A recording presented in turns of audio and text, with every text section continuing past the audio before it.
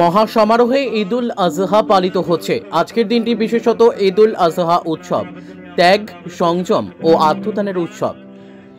ইব্রাহিম আহাল আল্লাহ তালার আদেশ পালন তথা সন্তুষ্টি অর্জনের জন্য নিজ প্রিয় পুত্র ইসমাইল আল্লাহ তালারকে কোরবানি করতে উদ্যত হয়েছিলেন।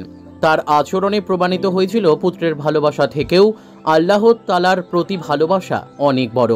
তারই মহান ত্যাগের স্মৃতিতে মুসলিম ধর্মাবলম্বী মানুষজন প্রতি বছর 10ই জিলহজ ঈদুল আজহার নামাজ পাঠ করেন ও পশু কোরবানি করেন। কোরবানির পশুর গলায় ছুরি দেওয়ার আগে নিজেদের মধ্যে গুপ্ত পশুত্বের গলায় ছুরি দিতে হবে।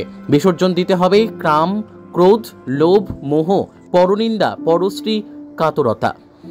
মানবতাবোধ, শৃঙ্খলাবোধ ও সম্প্রীতি রক্ষায় হতে হবে সচেষ্ট। তবেই সার্থক হবে উৎসর্গের উৎসব কোরবানি।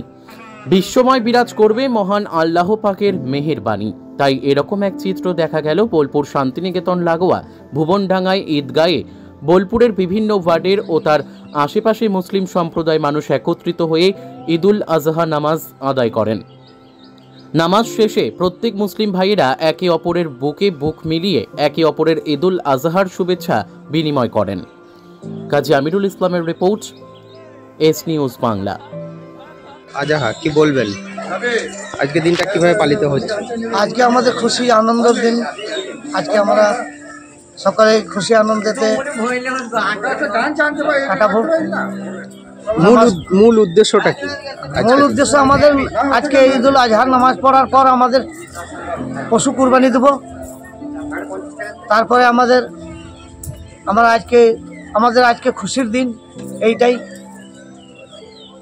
কি বার্তা দেবেন মানুষের উদ্দেশ্যে? কি বার্তা দেবেন? সোমবার দিন কি বার্তা দেবেন মানুষের উদ্দেশ্যে? কি বলবেন মানুষের উদ্দেশ্যে? কি বলবো মানুষের উদ্দেশ্যে? এইটাই বলবো যে আজকে সবাই একত্রিত হয়ে নামাজ পড়লাম। নামাজ পড়ার পর আমরা সকলে শান্তিভাবে পশু কুরবানি করব। কুরবানি করার পর আমরা আবার খুশি আনন্দ করে আমাদের ছেলেপেলে সব পাড়াতে ঘোরাফেরা করবে বা আমরাও খুশিতে থাকবো। আপনার নাম? আমার নাম মোহাম্মদ খুরশিদ আলম।